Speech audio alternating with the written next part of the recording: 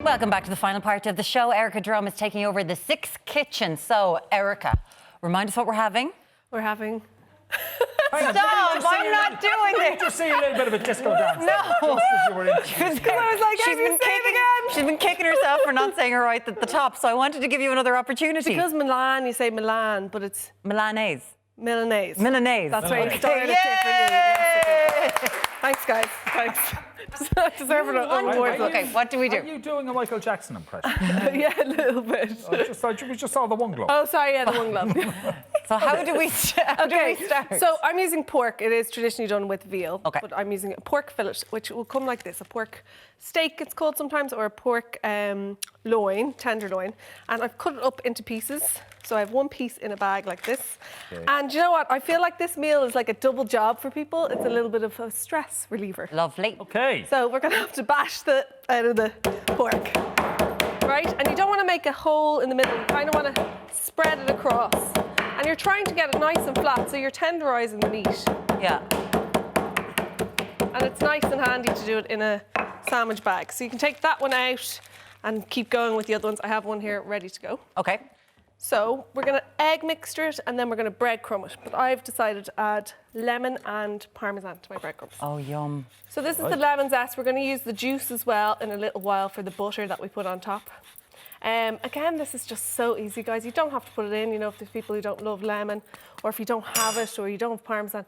It's very simple. It's, you know, it could just be the breadcrumbs. But be sure to season with a bit of salt and pepper. I've put it into my eggs already. You see, I love parmesan. I'd nearly put it on porridge.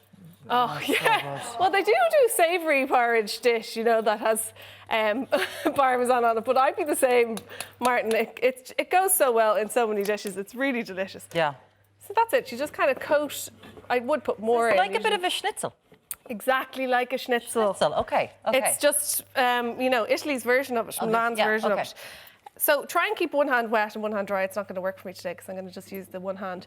But it's also kind of a good recipe to do with kids and stuff. It's a bit of fun, you know. And this could be chicken, as I said. It also could be fish or tofu or something that... And with the chicken, would you want it tenderized in the same way? Absolutely. Okay. And you'd probably get it bigger. I remember my sisters and I and my mom went to Milan to this restaurant called Fabrica. And we got these... All four of us ordered one, and honestly, they were the size of a toilet seat. Yes. They were absolutely huge. So you could actually bash for days, you know, and keep them going. And same with the chicken fillet, because they're much bigger. Look at this, nice and messy as well, guys. Like you've never had a schnitzel until you go to Germany and have a schnitzel, and it comes out and it's the size of a table. They're huge, aren't they? It's like I didn't mean to order this. So in other words, don't have lunch the day you're ordering this. No, you don't need to, but you're in a beer hall. It makes sense at the end of the day. Unfortunately, this is a dish you have to eat when you make it. Do you know, it doesn't taste amazing the next day. It kind of loses its crisp. Okay. So it's something you'd make and eat it that night. You could just put it in the oven while you're doing the other ones. That's no problem.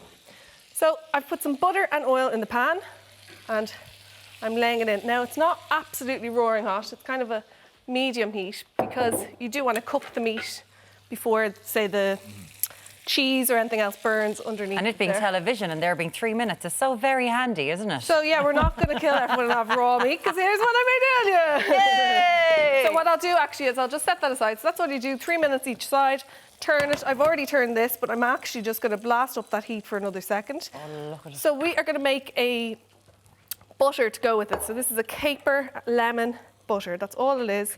So once I take those off, which I will do pretty much straight away, they're nice and hot. We just did those before the break. So you can see the crispy. Yeah. Oh, they're just so good. And we're all smelling them in here and they're just, like, it's just so easy. It kind of ticks so many boxes with the breadcrumb and the cheese. Okay, so into that hot pan, I'll just let them rest for a minute. I'm going to put a little bit more butter, just a little bit. That's never too shy with the butter, guys, was I? And thyme, capers, which are just pickled in vinegar, so they kind of give acidity to the breadcrumb. There's the sizzle. Absolutely gorgeous. And then the lemon. So you can bring that down a little bit. So you're just essentially melting the butter. So you yourself decided to put in, is the smells so good. Is the Milanese sort of influence coming from the parmesan and the lemon, or did you decide to put those in? I've put those in. Right. So Milanese is actually just dead plain breadcrumbs, and that's it, fried in butter. Okay. Now they would fry it in 2 or 3 inches of butter. Yes. Right. Whereas I'm trying to be a little bit good here. Okay. So this is it. We're just going to layer it up. Guys, it's so simple. And to be honest, I just had a craving for it. It was something that was always served in our house when, you know, what are we going to do for dinner? Kind of panic stations. And this is something that everyone, absolutely all 6 of us would eat, you know. Because And it's actually quite quick. it's really quick. That's it. The butter is kind of fancy. It might be a bit adult for kids because of the capers. That is it, guys. But for yourself, you could, you know, obviously you don't have to put it on top Dead of them. plain with lemon. That's how it's traditionally served. It's just a lemon squeezed on top. Okay, but you've served it with. Mash. That Thank you. is how Just you're for going you, to have it. Martin. No, actually, they'd serve it with a saffron risotto or sometimes a tomato spaghetti. But I've done it with mash. So it's Irlandaise now, is that what it is? It's Irlandaise now. That's easier to pronounce. That's it. I'm dying for a bit of it now. so. Absolutely delicious. As always, it will be, the whole recipe will be on 6 Eats. I'll put it on my Instagram and a link to Erica's Instagram there as well, where she will have all of that.